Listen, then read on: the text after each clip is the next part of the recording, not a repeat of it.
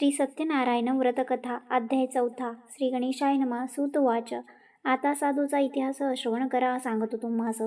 भोगुनिया सर्व विलास अंती सन्निध पावला. पाहुनिया सुमुहूर्त व्यापार करावयासी निघत. मणी मोती रत्ने बहुत नौके भरून चालला. संगे घेऊन जामात देशांतरी प्रयाण करीत. एक नगर अति अद्भुत नर्मदा तीरी पाहिले. तेथे जामाता सहित राहिला त्या जागेत.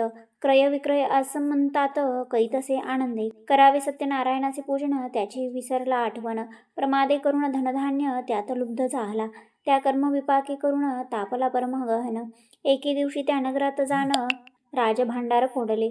त्यातील मणी मोतियाच्या माळा घेते झाले पाहुणी. सकाळ निद्रेने व्यापले रक्षपाळा कोणी पाहताना झाला.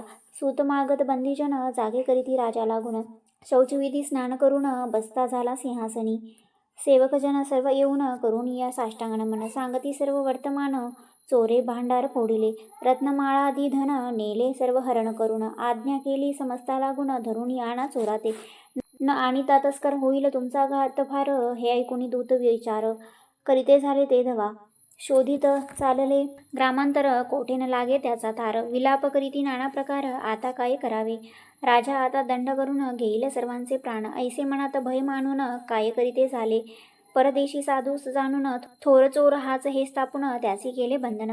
साधू जामाता सहित रत्ने आणि मौतिकमाळा वस्त्रे घेतली सकळा. पुढे घालून दोघाला राजापाशी आणले. प्रतिकूळ हरी त्यास झाला म्हणून राजा काही न बोलला. धन त्याचे तये वेळा राज्य भांडारी ठेविले. साधू यास कारागृही घातले जामातासही. लोहशृंगाला पायात त्याही सेवक जन घालिती. साधू जामाता सहित वारंवार विलाप करीत. म्हणे हे पुत्र होतात धन आपले कोठे गेले. कोठे माझी भार्या असेल कलावती काय करील. विधाता झाला प्रतिकूळ आता काय करावे. ऐसे दुःखात निमग्न होऊन करी चिंता गहन. मोठ्या प्रयासे धन मिळविले होते मी. कोणत्या कर्मविपाकी करून कोणत्या पापाचे आचरण. मी केले काळे करून चिंतेत वर्षे लुटली. प्रतिकूळ हरी होत परिजे धन होते संचित. राजदंडे समस्त राहिले ते चोरे नेले. भार्या झाली अतिदुःखित पती ते कल्याण इच्छित. वस्त्रे आणि पात्रे समस्त सर्व विकोणी खातसे. घरी काही न राहिले जाण मग कन्येसहित आपण. काष्टे वेचून रानातून निर्वाह करीत झाली. अन्न आच्छादन नसतावरी कन्या तिची काय करी.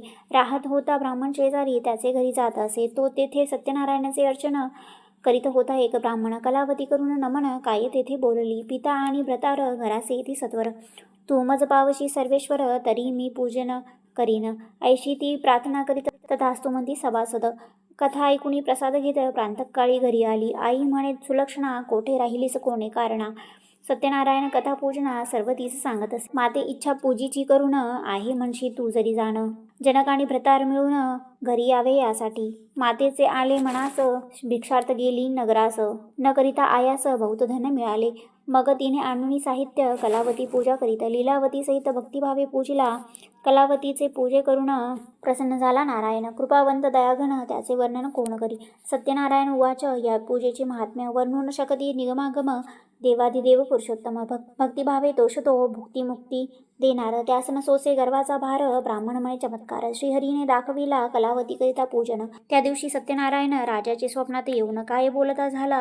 साधूचा अपराध नसता बंधन केले तत्वता. मुक्त त्यासी करी आता आज्ञा माझी तुझ असे.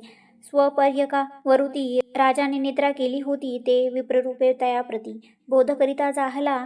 माया हरीची प्रकटली. मग निद्रा राजाची गेली विस्मित होऊनी तयेवेळी. आश्चर्य करी मनात गुरु आणि गणपती. आदरे नमुनी कमळापती मुख अवलोकोनी घृती. सिंहासनी बैसला. सर्व वृत्तांत तयवेळा मंत्री यासी सांगता झाला. ऐकोनी प्रधानाधिक ते वेळा काय बोलते झाले. हे राजेंद्रा स्वप्नात पाहिले ते आहे सत्य. मनात झाला हर्षयुक्त माया हरीची प्रबळ. मग कारागृहातून तत्काळ साधूस आणवून सन्निधतया बैसवून. पुससे आनंदे राजोवाच. काय तुझे कुळ गोत्र कोण देश पवित्र. येथे येण्यास काय निमित्त. हे सर्व सांगावे मजपाशी. साधू वाच. रम्यरत्न पुरनगर आम्ही तेथील राहणार. क्रय विक्रयाचा व्यवहार यतिवाणी असो आम्ही. मणी मोती हिरे रत्न विकावी करून या प्रयत्न. राजदूती हे सर्वज्ञ तस्कर म्हणून आणले. चोर नाही आम्ही जाण. मणी पहावे विचारून राजदूती तुमच्या भयाने. धरून आणले आम्हासी अपराध नसता यथार्थ. केला आम्हावरी अनर्थ. आता आम्ही कोणता परमार्थ करावा ते सुचेना. उक्त दिसे ते आता करी वहिले. हे बोलून उगे राहिले. ऐकोनी निश्चय केले. त्याच वेळी राजाने तत्काल बंधापासून उभयंता ते मुक्त करून नापिका ते आणून. श्मश्रू दोघांचा करविला गोघृतात तीळ मिळून. अंगी उटणे लावून उष्णोदके स्नान घालून वस्त्रे दिली तयासी पक्कांना सहित भोजन नाना प्रकारे करून उभयंतासी घाली भोजन तांबूलही दिदले केला बहुत आदर दुःख भोगित होते फार त्या व्यथेचा परिहार केला राजाने तत्वता ऐसा सन्मान पाहून साधू बोले राजा लावून राजेंद्र कृपा करून मज आज्ञा द्यावी जी स्वामी तुमचे कारागृही दुःख भोगले बहुत काही आता लवला ही नगराप्रती पाठवा आज्ञा द्यावी महाराज जामाता सहमज ऐसे बोलूनी सहज उगाच तो राहिला ऐशी साधूची वाणी ऐकून या तेच क्षणी कोशाधिकारी बोलून आज्ञा करिता झाला द्रव्य आहे याचे संचित ते नौकेत भरून द्या त्वरित साधू वैश्यास आज्ञा देत जावे आपल्या गृहासी राजाची आज्ञा घेऊन साधू चालला तेथून नौकेवरी बैसून नदी मार्गे चालला जामात साधू ते वेळा गीता वाद्य करिता झाला मंगल करूनी चालला विसरला पूजनास सत्यनारायण देव कलियुगी त्याचा अनुभव पूजन करील मनोभावे त्यावरी देव कृपा करी सर्व कामना देऊन करी त्याचे मनोरथ पूर्ण ऐसा देव कृपाघन त्या कार्य भजेना सुत वाच हे शरणदकादी ऋषीगण ऐका हरीचे महिमान तापत्रयात जे पडले जन त्यास कृपे उद्धरितो तो तापस रूप धरून करी साधूचे विटंबन ती कथा आता घन ऐका विजिवे भावे तापस वाच नौकेत काय भरले धन हे सांगावे मज लागून साधू बोले लतापत्रे पूर्ण नौके माझी भरियेली आम्ही तरणी वरी बैसुनी जातो नदी मार्गे करुणी विरोधी प्रयोजनी काय कारणे करिता तापस ऐकता वचन म्हणे लतापत्रे करुणी पूर्ण मणी इच्छा त्याची जाण तथा स्वैसे होयची त्या वेळेस सर्वधन गुप्त झाले नौकेतून साधू ऐसे पाहता जाण बोलता झाला जामातासी नौकेतून सर्वधन जाऊन लतापत्रे जाण दिसती मज लागून द्रव्य यातील गेले कोठे ऐसे म्हणून तत्काल मूर्छित पडला विवळत विलाप करून प्रबळ दुःख शोक करीत असे तो जामात बोले वचन तापसाचा गेला अपमान आता त्याचे जावे शरण मरण नाही तुम्हा सगळ्यात वस्त्र घालून गेला तापसा शरण महाराज तुम्ही कोण नकळेस मज स्वामी यक्ष किन्नर गंधर्व की देवांचाही देव मणी न जाणता प्रभाव सहजवृत्ती बोललो माझे विटंबनाचे कारण सर्व सांगावे मज लागून तात्काळ कृपावंत होऊन तापस बोलता झाला तापस वाच आपले मन आपणाते शत्रू मित्र ऐसे होते मोठेपणाच्या अभिमानाते सोडी आता तू साधू आपले मूढपणाचे योगे भोगिलेसी जे केले मागे चंद्रचूड समुदाय संघे नारायण पूजित होता तै अनपत्या मज कृपा करून द्यावे पुत्र किंवा कन्या रत्न मी यथाविधी तुझ पूजिन ऐसा नवस केलासे परंतु धनगर्वे भरित पूजा विसरलास सत्य सर्वव्यापक तो भगवंत तुझ प्रचित दाविली पूर्वी ऐसा वर पाहुणी कन्या झाली तुझे लागून मूर्ख आता तरी उमजमणी बोलो निरूप दाखविले साधू करी साष्टांगण मन गळ्यात वस्त्र घालून म्हणे मी अपराधी घन सद्गदवाणी बोलत असे जय जयाजी सत्यनारायणा जय जयाजी अपरंपार गणा जय जयाजी सर्वातीत निर्गुणा विश्वव्यापक तुझी एक तू सत्वरूपी निरंजना तू देवा कृपेचा सागर पूर्ण तुझे आधार प्रणिमात्र जाण चारी युगी वर्तती तू देवादिदेव जगन्निवास तुझी खरा जगदीश द्रव्यमध्ये आम्हास स्मरण नाही तुझे की माझे बुद्धीचे क्षमापण करी आता कृपा निधान वारंवार तुझे स्मरण करीन मी हे जाणपा ऐशी स्तुती करुणी मुद्रा लक्ष स्थापिला तेथे प्रत्यक्ष मजला आहे तर तुझे चरण साक्ष पोचता गरी पूजिन प्रसन्न होऊन नारायण म्हणे तुझी इच्छा हो परिपूर्ण पुत्रपौत्र समवेत जाण नाना भोग भोगीशी पै भोगोनी सर्व संपदा अंती पावस्ती माझे पदा न होता तुझा आपदा सुखे राहे यालोकी ऐसे देवोनी वरदान अंतर्धान झाला नारायण साधू आपुले नौकेत बसून पुढे चालता झाला तो स्वनगराजवळ येत मग घरी पाठविला दूत तो जाऊन लीलावती प्रत हात जोडून सांगे पा म्हणे साधू जामाता सहित कृतकृत्य होऊन येत तेव्हा ती पतिव्रता कन्येसहित पूजा करी सत्यनारायणाची पूजा समाप्त झाल्यावर साध्वी निक्ती झाली सत्वर सांगती सखीजनांचे भार नावेक जवळी पातली कलावती प्रसादन घेता निघून आली तत्वता पतिमुख दर्शनाती उत्कंठा तो तेथे ऐसे वर्तले अवज्ञा प्रसादाची जाहली त्या कारणे नौका बुडाली साधू म्हणे त्यावेळी माझे विटंबन कोणी केले कारागृही बहुत प्रकार दुःख भोगले दिवस फार प्रारब्ध करणी अपार काय करू मी आता पुत्राविने माझा संसार वृथा झाला दुस्तर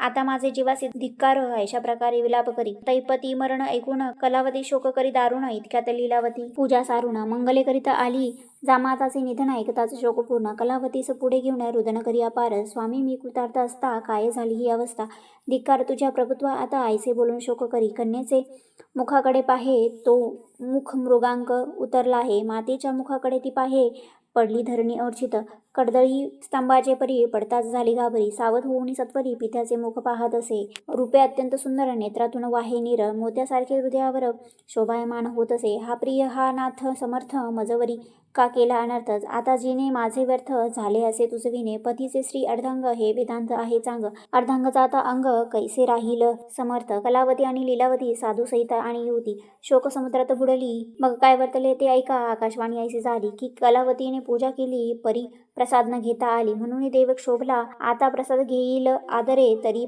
पतीसी पावले सादरे. हैकताच जाऊन त्वरे प्रसाद सेविती जाहली. त्यावेळेस सत्यनारायण करुणाकर कृपा करून चमत्कार करी पूर्ण सर्वजना देखत. नौका पाण्यात होती बुडाली. ती जामाता सहित निघाली. साधू धावून तैवेळी जामातासी भेटला. जामात मृत्यू गृही गेला. तो माघारा फिरून आला. हे पाहताची जनाला विस्मय फार जाहला. म्हणती सत्यनारायण कोण जाणे त्याचे विधान. पावतो भक्ता लागून. कलियुगी तत्काळ साधू जामाता सहित श्रीकन्येचा धरुणी हात घरी आले समस्त. याचका ते गौरविले लक्षमुद्रांचे स्थापन केले होते ते आणून. पूजा संभार सिद्ध करून चांदवे तेथे लाविले. पताका कांचनी करून इष्ट सोयरे आप्तजन. ब्राह्मण बोलावून वेदघोष करून पूजा करिता जाहला. सुवर्ण पुष्पे आणि फळे देवासी अर्पिली सकळे. भक्ष्यभोज्य पै सोज्वळे नाना प्रकारे करीत असे. षोडोपचारे भगवंत पूजिता झाला जामाता सहित. मग प्रार्थना केली बहुत वासुदेव तोषविला.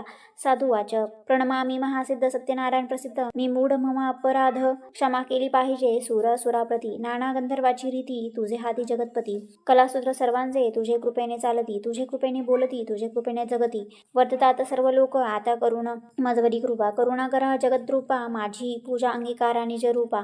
चिद्रूपा माझी ठाव देई ऐसी प्रार्थना बहुत. तत्काल करी प्रणिपात ब्राह्मण भोजन करवणी समस्त. तोषविले भूदेव मित्रबंधू आप्तजन सर्वादिले भोजन. या लोकी सुख भोगणी अंती विष्णुपद पावला.